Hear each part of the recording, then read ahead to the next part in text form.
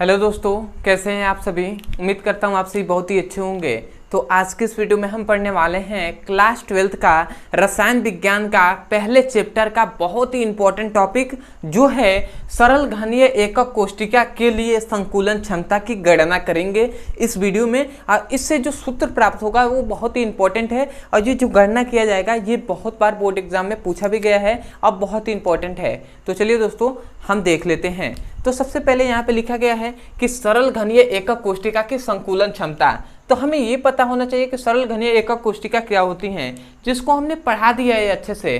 तो आप जाकर देख सकते हैं, ठीक है। आपको इस वीडियो के डिस्क्रिप्शन बॉक्स में क्लास 12th का फिजिक्स, केमिस्ट्री का और बायोलॉजी का लिंक दे दिया जाएगा। उस लिंक पर क्लिक करके आप चैप्टर वाइज सीक्वेंस में पढ़ सकते हैं। अब मैं आपसे आशा करता हूं कि आप वैसे ही पढ़ेंगे, क्योंकि यदि आप चैप्टर वाइज सीक्वेंस में एक एक करके पढ़ते हैं ना तो आपको कोई भी डाउट नहीं रहेगा। अब बीच से ऐसे देखेंगे तो थोड़ी बहुत डाउट हो सकती है, ठीक है। तो चलिए हम देख लेते हैं। तो सबसे पहले हम एक सरल घनीय एकक कोष्टिका बनाते हैं, ठीक है। तो हम एक चित्र बना लेते हैं सरल घनीय एकक कोष्टिका की। तो इस प्रकार हम एक चित्र बना लेते हैं, समझिएगा आप। ये हम मान लेते हैं कि ये हम एक सरल घनीय एकक कोष्टिका का हमने चित्र बना लिया, ठीक है। तो ये एक प्रकार की क्या है, सरल घनीय एकक कोष्टिका है। और इसको हम कैसे कहते हैं, इसके चारों मतलब इसके जितने भी कोने होते हैं, एकक कोष्टिका किसे कहते हैं, जिसके सभी कोने पर क्या होंगे, कण उपस्थित होंगे। सभी कोने पर क्या होते हैं, कण उपस्थित होते हैं। तो उस प्रकार के हम क्या कहते हैं, कोष्टिका को हम क्या कहते हैं, सरल एकक कोष्टिका कहते हैं, ठीक है। मतलब इसके सभी कोने पर कण उपस्थित होने चाहिए, या कण को हम गोला भी कह सकते हैं, ठीक है। तो ये हमने देखिए इसके 8 कोने हैं, इस पे कण उपस्थित हैं। अब ध्यान दीजिएगा, ये जो सरल एकक कोष्टिका है इसका ये एक हम फलक उठा रहे हैं। एक हम ये क्या कर रहे हैं, एक हम ये फलक उठा दे रहे हैं और इस फलक को हम यहाँ पे बना दे रहे हैं। ध्यान दीजिएगा, ऐसे हमने इस फलक को हमने ऐसे बना दिया, ठीक है। ये हमने एक उठाया और ऐसे हमने रख दिया। अब हम देख रहे हैं कि इस पे 4 कोने पर क्या है, इसके 4 कोने 1 2 3 4 और इसके चारों पर क्या है भैया, कण उपस्थित हैं, गोला उपस्थित है। तो इसको देखिए हम उस गोले को बना रहे हैं, थोड़ा सा आप ध्यान दीजिएगा, उस गोले को हम यहाँ पे बना रहे हैं, ठीक है। तो वो गोला यहाँ पे तो छोटे छोटे दिखा गया है, परंतु वास्तव में छोटे नहीं होते हैं, वो बड़े बड़े होते हैं। किस प्रकार, इस प्रकार, ठीक है। इस प्रकार ही इतने बड़े बड़े होते हैं, ठीक है। थोड़ा सा मैं गोला अच्छे नहीं बना पा रहा हूँ, ठीक है, आप समझिएगा इस बात को, ठीक है। ऐसे, हाँ, ठीक है। तो ये जो गोला है ना, ये छोटा छोटा है, ये 4 गोले हैं इनके बीच बीच के, ठीक है। तो आशा करते हैं ये समझ गए होंगे, ठीक है। अब ध्यान दीजिएगा, ये जो गोला है ना, तो इसका आधा हमने भाग में काटा था, तो इसका मतलब जितना इधर है उतना इधर है। मतलब इस गोले की त्रिज्या है r और इस गोले की भी त्रिज्या r होगी और इसका भी त्रिज्या r, इसके भी त्रिज्या r। मतलब प्रत्येक गोले की त्रिज्या होगी r। और ये जो क्या है, सरल घनीय एकक कोष्टिका का एक फलक है, इसकी जो भुजा है वो क्या है, a है, ठीक है। तो हम जानते हैं कि भुजा इतना है a और इसकी त्रिज्या है r, इसकी त्रिज्या है r, ठीक है। तो हम जानते हैं कि r r दोनों ये मिल जाएंगे तो 2r जो होगा वो a के बराबर हो जाएगा। दोनों की त्रिज्या क्या होगी, भुजा के बराबर होगी। तो इसका मतलब हम लिख सकते हैं कि 2r इक्वल टू a, ये लिख सकते हैं। और यदि हम r को यहीं पे रहने दें, 2 को हम इधर भेजें, तो r इक्वल टू क्या हो सकता है भैया, r इक्वल टू a/2 हो सकता है। मतलब किसी भी गोले की त्रिज्या यदि ज्ञात करना है तो सरल घनीय एकक कोष्टिका की जो भुजा होती है उसमें हम 2 से भाग दे देंगे, तो हमें पता चल जाएगा कि गोले की त्रिज्या कितनी है या कण की त्रिज्या कितनी है, क्योंकि जो a है वो क्या है, यहाँ पे भुजा है। तो आशा करते हैं ये आपको सूत्र पता चल गया होगा, अच्छे से समझ में आ गया होगा। अब परंतु हमें तो ज्ञात करना है सरल घनीय एकक कोष्टिका में संकुलन क्षमता ज्ञात करनी है। तो अब हम संकुलन क्षमता की गणना करते हैं, ठीक है। तो यहाँ पे ही यहीं से हम आगे बढ़ते हैं और ध्यान दीजिएगा, तब हम लिखेंगे यहाँ पे संकुलन क्षमता, संकुलन क्षमता। तो संकुलन क्षमता को हम PE से दर्शाते हैं, ठीक है, PE से दर्शाते हैं। और संकुलन क्षमता का फॉर्मूला होता है, क्या होता है उसको मैं यहाँ पे लिख दे रहा हूँ, इस कलर से लिख दे रहा हूँ, ठीक है। संकुलन क्षमता PE इक्वल टू होता है, जो सरल घनीय एकक कोष्टिका है इसका एक कण, मतलब सरल घनीय एकक कोष्टिका के कणों की संख्या, कणों की कणों की संख्या नहीं, सॉरी, कणों का आयतन होता है ना, वॉल्यूम होता है, वॉल्यूम, और कणों का आयतन बटे होता है यूनिट सेल, जो एकक कोशिका होते हैं, एकक कोशिका का आयतन, एकक कोशिका का आयतन, ठीक है, एकक कोशिका की आयतन, या और क्या होता है, कणों के आयतन के अनुपात को ही हम क्या कहते हैं, जो संकुलन क्षमता होती है वो होती है। परंतु इसमें एक बात आता है कि भैया कणों का आयतन कितना है, तो हमने बताया था जब सरल घनीय एकक कोशिका हमने पढ़ाया था तो उसमें हमने बताया था कि इसमें कणों की संख्या क्या होती है, एक होती है। तो इसलिए हम एक कणों के आयतन हम देखेंगे। तो भैया एक कण का मतलब भैया एक कण है, या हम कहते हैं कि कण को हम गोला भी कह सकते हैं, ठीक है, क्योंकि कण गोले के आकार का होता है।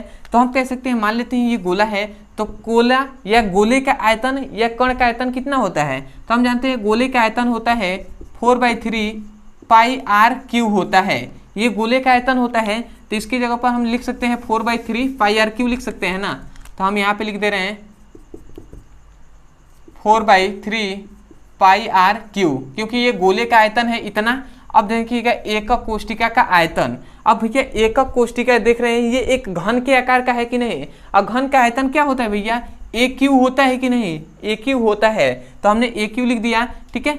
तो अब यहाँ पे हमने ये लिख दिया। अब ध्यान दीजिएगा, आपको यहाँ दी हम इसको सॉल्व करें, ठीक है, तो यहाँ पे 4/3 है, ठीक है। अब पाई का मान हम जानते हैं 22 बटे क्या होता है, 7 होता है, और यहाँ पे आर क्यू है, मतलब r का पावर q है। अब ध्यान दीजिएगा, यहाँ पे r का मान हम यहाँ से पुटअप करेंगे a/2, तो यहाँ पे हम लिख रहे हैं a/2, और इसका पावर क्या हो जाएगा, 3 हो जाएगा, 3 होगा कि नहीं।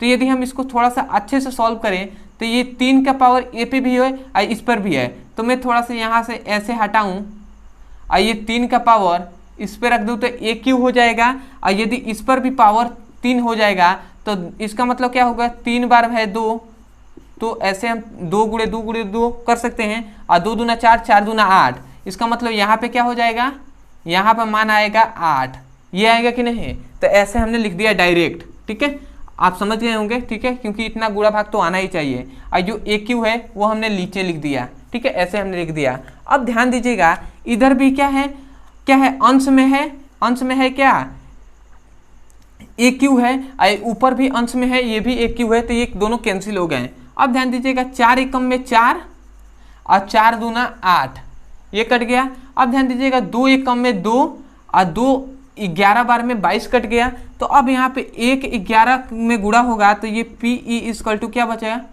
11, और नीचे 7 3 7 21, ठीक है, तो 21 बच गया।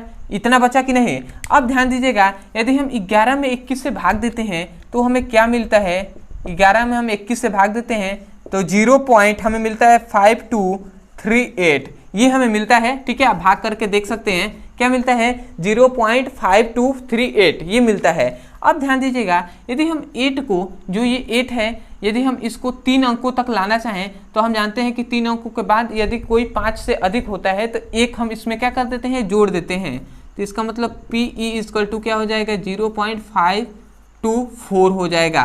तो ये जो मान मिला यही क्या है, आपकी संकुलन क्षमता है, ठीक है। मतलब सरल घनीय एकक कोशिका की संकुलन क्षमता कितनी होती है भैया, इतनी होती है। अब कभी कभी एग्जाम में संकुलन क्षमता का प्रतिशत पूछ लेता है कि सरल घनीय एकक कोशिका की संकुलन क्षमता की प्रतिशत की गणना कीजिए, ऐसे आ जाता है। तो अब हम थोड़ा सा यहाँ पे हम जान लेते हैं कि यहाँ पे, चलिए यहाँ पे नहीं, मैं यहीं पे बता दे रहा हूँ, ठीक है, आशा कर रहा हूँ आपको दिखाई दे रहा होगा। तो अब यहाँ पे हम देख रहे हैं संकुलन क्षमता प्रतिशत, ठीक है। संकुलन क्षमता प्रतिशत मतलब क्या कि PE प्रतिशत, ये हम कर लेंगे। अब प्रतिशत कैसे निकलता है भैया, तो 0.524 है ना, इसमें हम 100 से गुणा कर देंगे, 100 से गुणा कर देंगे तो आपको प्रतिशत निकल जाएगा। तो 100 में 2 जीरो है तो दशमलव होता है, तो दशमलव भी क्या आ जाता है, इससे 2 आगे आ जाएगा, 2 जीरो है तो 2 जीरो आगे आ जाएगा। तो यहाँ पे हमें अगर लिखें कि संकुलन क्षमता की प्रतिशत = 0.0 तो हट गया, ये 2 आगे आ जाएगा तो 52, अब यहाँ पे 0 लग जाएगा 4, और ये आपका मिल गया, मतलब 52.4 आया, यही है आपकी संकुलन क्षमता की प्रतिशत। जो कि आपको अच्छे से समझ में आ रहा होगा। तो ये आपका याद रखना है। और ये दोनों फॉर्मूले आपको अच्छे से याद रखना है। और एक ये जो बताया गया है ये, ठीक है। तो आशा करते हैं दोस्तों आपको सरल घनीय एकक कोष्ठिका की संकुलन क्षमता अच्छे से समझ में आ रहा होगा और आप गणना भी समझ गए होंगे। और जो फॉर्मूले हैं ये आपको याद मतलब कर लीजिएगा, अच्छा रहेगा, ठीक है। तो चलिए दोस्तों आज के लिए इतना ही। मैं यही कहूँगा यदि आपको अच्छा लगा हो चैनल तो चैनल को सब्सक्राइब कर दीजिएगा, वीडियो को लाइक कर दीजिएगा और हो सके तो कमेंट सेक्शन में हमें जरूर बताइएगा कि आपको वीडियो कैसा लगा। अदरवाइज यदि आप क्लास जो 12th है उसका फिजिक्स केमिस्ट्री बायोलॉजी का अच्छे से पढ़ाई करना चाहते हैं तो इस वीडियो को डिस्क्रिप्शन बॉक्स में आपको फिजिक्स केमिस्ट्री बायोलॉजी तीनों का लिंक दिया जाएगा। उस लिंक पर क्लिक करके आप चैप्टर वाइज सीक्वेंस में एक एक करके वीडियो को पढ़ सकते हैं और अपने सुंदर से नोट्स बना सकते हैं। या कोई भी टॉपिक समझ में नहीं आता है जैसे संकुलन क्षमता आपको नहीं पता है तो आप यूट्यूब पर लिखिए संकुलन क्षमता ब्रदर सर, आपको वीडियो मिल जाएगा, वहां से जाकर आप अच्छे से पढ़ाई कर सकते हैं। या कोई भी डाउट हो, किसी भी वीडियो का लिंक चाहिए आपको किसी भी टॉपिक का, तो आपको इस नंबर पे केवल आपको मैसेज कर देना है, व्हाट्सएप कर देना है, ठीक है। ये जो नंबर है इस नंबर पे आपको व्हाट्सएप कर देना है तो आपको तुरंत वीडियो का लिंक प्रोवाइड करा दिया जाएगा। तो चलिए दोस्तों आज के लिए इतना ही, मिलते हैं अगली वीडियो में, तब तक के लिए धन्यवाद। जय हिंद, जय भारत।